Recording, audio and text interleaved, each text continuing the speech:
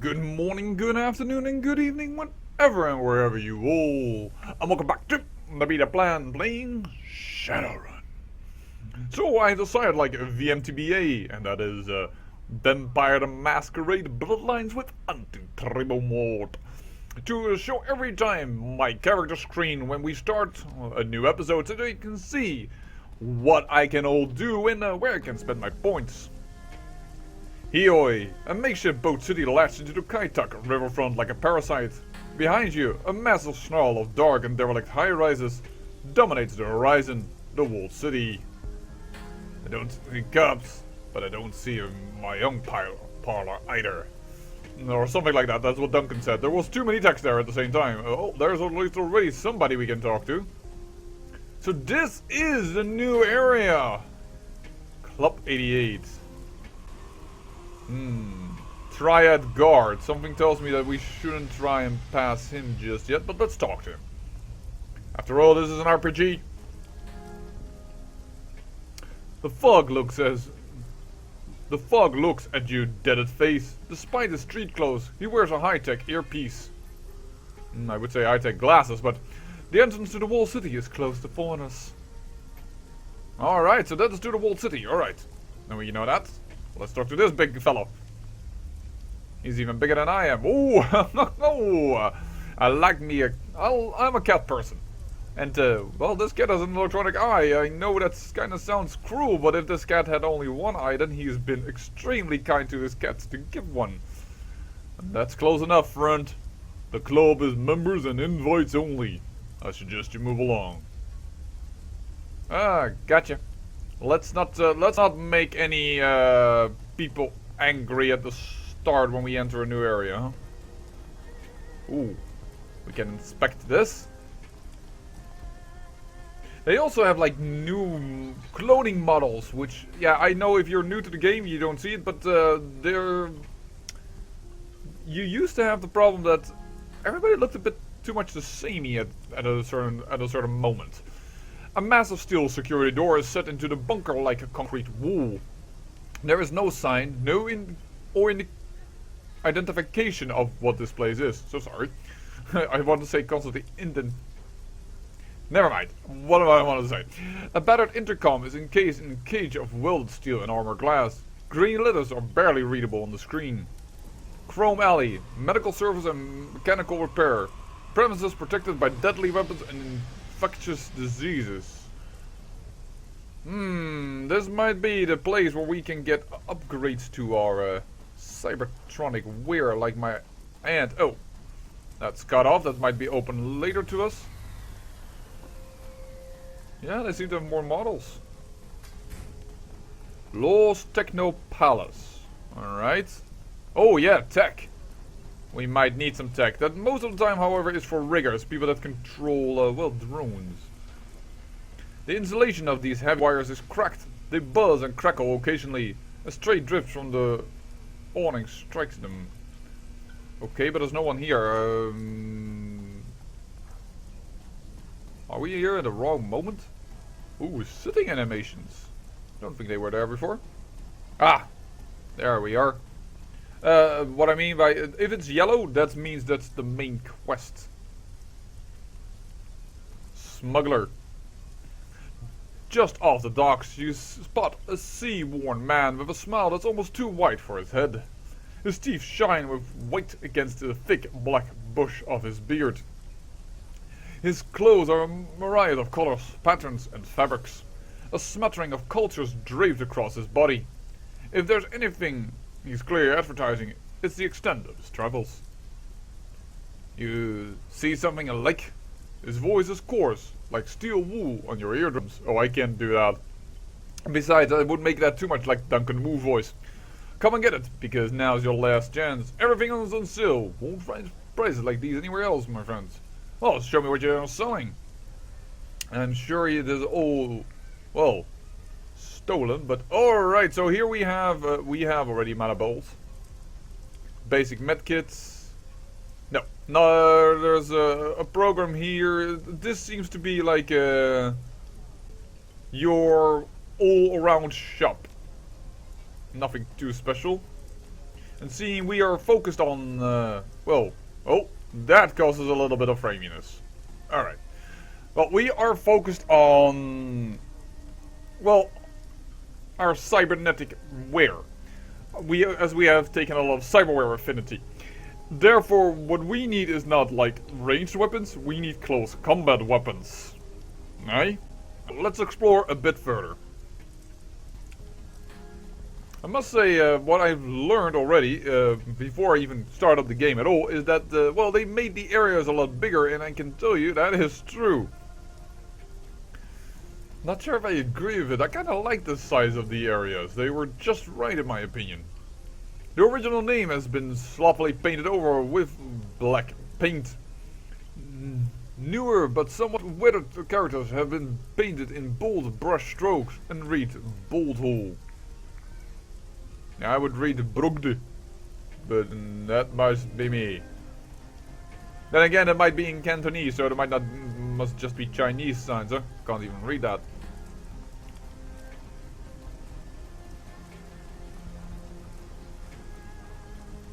Okay, well this is the end of the area. At least for now.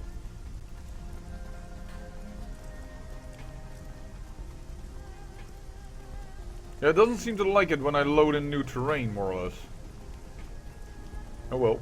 Ooh, that's another big... They have a lot of trolls in this area, but trolls and orcs, well, in this world, as in almost every world, they kinda are feared, and therefore despised, and it's hard to get a good job. Also because, well, they do have, well, less maximum intelligence, but they certainly need not be dumb. I need not talk to him, I just can go in. Oh, well, that's easy. The swift wings of my young parlor, filled with the stink of cigarette smoke, the incessant click-clack of my young tiles, and the grim faces of hardened gamblers. Alright then. Come in. We have a lot to talk about. Yeah, I thought we were going to be picked up. This may have been a little bit too quick, but alright. Kindly, Cheng. You can feel every eye in the room as you cross the Mayong parlor into the middle-aged woman sitting patiently at the end. The click-clack of ivory-colored tiles stop. Hands stray beneath the tables, into jacket pockets behind backs. But every gambler is also in her pocket? That's kind of weird. The woman has the face of a prison guard and the demeanor of an inmate. Her salt and pepper hair is pulled into an iron-hard bun, and beneath it, two shiny black eyes offer nothing. Buttons soon on a doll. Interesting enough that almost all the hard women always have a bun, also in movies, or they have more or less short hair like a male. It's kind of stereotyping things. A nearly empty bottle of something foul rests on her mahjong table, nestled between a pair of dirty shot glasses. Tiny puddles of brown linger at their bottoms. Gobbet and Isnobel stand on either side of the table, heads lowered, shoulders slumped, hands clasped. They risk a frightened glance at you as you approach. Okay, she is definitely probably gonna be pissed off at us. Kindly Cheng's voice is nasal and rusty mean. My little pair of fuck-ups here told me about what happened on docks. She dips a pinky into a shot glass, brings it to her mouth, removes it with a sharp smack. How two of my best runners had their heads put out. How you need protection and how you need to get your identities wiped before you get your heads put out too. Potentially leading the heat to my front door, placing me and everyone in my employ in danger.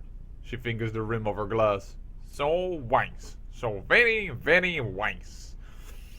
They said she was nasal, I'm kinda trying to imitate that. If you, by the way, let me know in the comments, is this annoying to you or is this fun to you if I try to change the voices for different characters? The flippity? I just read the sentence already ahead of time. The young shaman's eyes never leave the floor. We're sorry, Auntie. We thought... Auntie? Oh, bloody hell. Her black eyes flash. You mustn't speak until you're spoken to, Goblin dear. The smile turns mean. And since you are the one short hair away from being dumped in the river, chained to Isnobel's corpse, I suggest you let your new friend here do the talking for a while. Alright, well, Gobbet, this is the... Is that a nickname, or is that a true blood bond there? Does that make sense to you, dear? Her trickle voice is back, sweet, nasal, and grinding. How can it be grinding and nasal and sweet at the same time? That kind of seems impossible. Dark circles ring Gobbet's armpits. Yes, Auntie. Armpits? You look at the... Okay, never mind. Okay, come on, be the plan. Focus. Cheng inclines her head gently. Very good. You learn so quickly.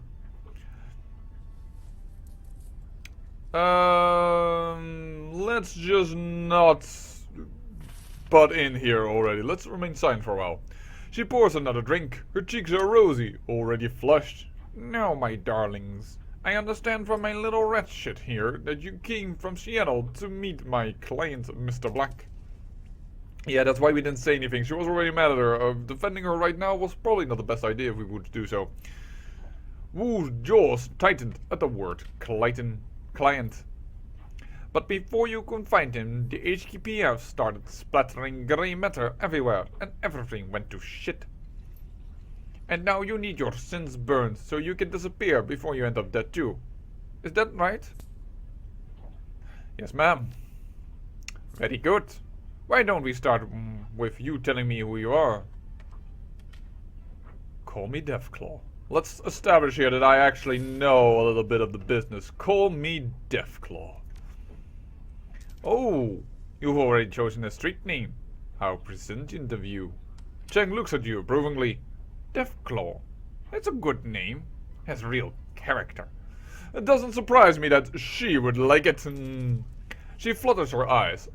She flutters her eyelashes at you. Now, what's your real name? I mean, you do want me to erase your identities, don't you, dear? I'll need to know who you are first. Quinn. I do what needs doing. She rests her chin on her hand. I know the type. And how did you become someone who does what needs doing, Quinn? I'm not gonna say I'm private security because that is bad idea. A corp trained me? No. Wage slave, that's going to be annoying. And military, hell no. Because that all indicates more or less, how shall I put it? Structure and order. Let's keep it vague without telling her too much. Let's just say I'm self-taught and leave it at that. Wu lets out a grunt. Better leave it at that. Kindly Cheng whips her head towards Wu, a nasty retort already on her lips, but then she stops. Sticks out her lower lip as she sizes him up. She turns to her lieutenant standing behind her, nodding her approval. Looks like the Gensho is in town. What's your name, Gensho? Duncan... Oh, sorry. Wu's focus remains straight ahead. Duncan Wu. I'm a cop. Lone Star. I hear there were some fresh corpses found on the docks tonight. Smugglers, I believe. Didn't sound like the Hong Kong police when I heard about it. You're doing Duncan Wu? By the way, as I said, I reloaded it in order to try and fix framiness. And, well, we didn't get smashed. In fact, I killed people dead with my razor hands even more than Duncan did. So, yeah, we didn't use our dog wagon kit, and we actually got an extra med kit as we also attacked the other three. So we smacked all of the smugglers. Just so you understand the premises behind the story now that might unfold. Wu's eyes remain fixed on the spot on the wall behind her. He smolders. I identified myself as Lone Star, but they wouldn't stand down. They had weapons. It was self-defense. She puckers her lips at him. Her voice sing-song. I don't care, sweetie. They weren't my people. Alright. Well, that's at least one good thing, despite the fact that she has her finger in everything, and apparently not in this little thing. But now I know your life taker, Mr. Gensho. You and your friend here. Wow, this takes a little bit of my voice. She begins arranging my young tiles on the table in front of her. But now I'm curious. Why were you meeting Raymond Black on the docks tonight? Yeah, we could do this, but we could say we're just on a stroll, but I think, well, she knows we would be lying, and let's not get on her bad side right at the start, if at all. Raymond Black is our foster father, or was our foster father. That makes her pause. Cheng lifts her bottle of swill and eyes the label, connecting the dots in her own head. Interesting. A look of disgust passes over her face. Sorry, kids. But he was looking like shit when I saw him. Eyes half open, dark circles around him, dragging his feet. The whole bit. She distisks in displeasure. Your foster daddy, was in a bad place. Sounds like he wasn't sleeping. Let's not immediately advise her. Could be. From what he said, it sounded like he was having nightmares. He would stop in the middle of a sentence and mutter something to himself. One time it was about the walls breathing or something. Another time it was about teeth. Thousands of teeth. I have been drifting off near the end of our meeting. It looked like he was off somewhere else in his head. He said, I left prosperity in there. Then Nightjar put his hand on Mr. Black's shoulder, asked him why he wanted to go into the walled city so badly. That seemed to bring him back. When your old man opened his eyes, they were full of tears. Then he muttered something else I couldn't make out. Well, that's kind of bad if you take a contract and you don't know that. She pours herself another shot, tosses it back, and rubs her belly. Your daddy got really irritating after a while. You know what? I can imagine. I mean, I ran away also for a reason. She grabs a long, slim cigar from a pack on the Mayong table. Lights it. Alright, let's get to it. She exhales smoke and points two fingers at you and Wu. You two need your sins burned, and you need them burned fast. Hong Kong dragnets are bad news. When they roll in force. Armored personnel carriers, heavy armor, heavy weapons, sorcerers, the whole thing. And they aren't coming to arrest you. She folds her arms across her chest. The thin cigar bobs in her mouth as she speaks. The good news, I can help you. With a wave of my hand, I can have your sins dissipated. But you need to understand, my darlings, is that what you're asking for is not a simple request. Burning a sin is just deleting a number. It's wiping all references to that number from all the world's largest databases.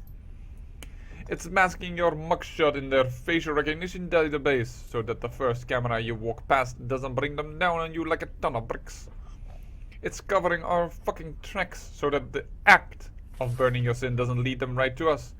It requires contact in numerous corporations and the UK's government. Smoke rolls out of her trias ball's nose. It requires someone like me. Therefore, I need to make a choice. She takes another drag on her cigar and gently places her palm flat on the table. Do I kill you and dispose of your bodies before the cops come looking for you? Or do I help burn your sins? Wow, this conversation is going to take some time. Well, longer episode then. How would killing us benefit you? Huh? Cheng rests her chin on her hand again and smiles at you. Killing you would be far simpler, my darling. Less moving parts, if you're alive. She stares at you for a moment. Chin still on hand, thinking. Taps her ash on the floor without taking her eyes off you. A low, reluctant growl mumbles somewhere deep in her throat. Okay, you live for now. I'll put your sins to the judge. However, I'll need to call in several valuable favors within my network to do it. And those favors do not come cheap. Yeah, we knew this was coming. Kindly Cheng stubs out her cigar. You will owe me.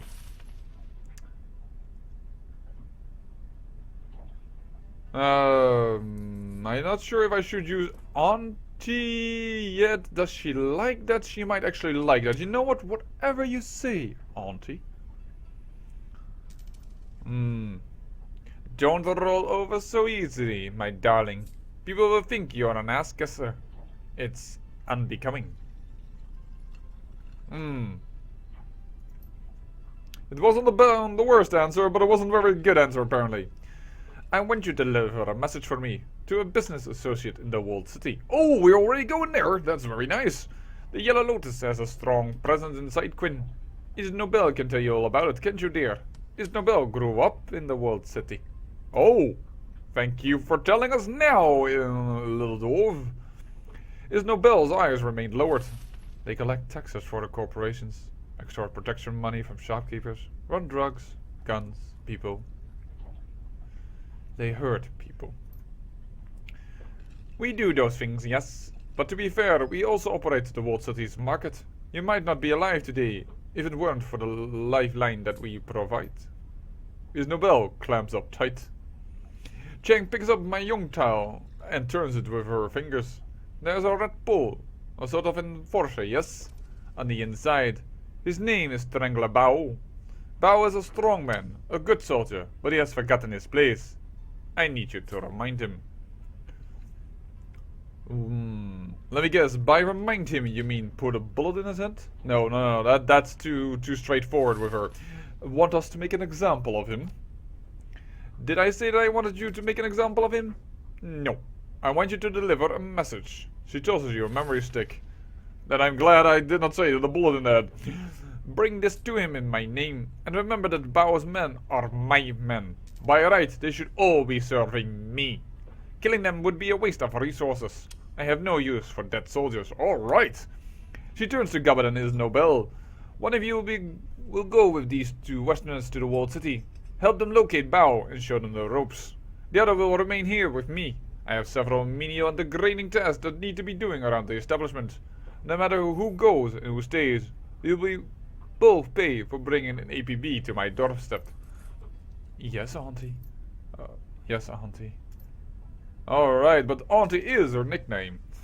Oh well. Now, I'm going to find out who ordered the hit on Nightjar and do some dentistry on him with power tools. She closes her eyes and smiles with pleasure. That boy was my favorite. He sang to me sometimes. She opens her eyes again and sneers. That other one too, I don't care about. Gutshot was an asshole. She turns away and waves you off with the back of her hand. That will be all, my darlings. Return to me when you are done. Let's not ask for favors or anything. Just say the deal. Who turns to leave? Well, we're still alive. That's something. Alright, and with that I say thank you for watching, and remember, great peril yields great beauty.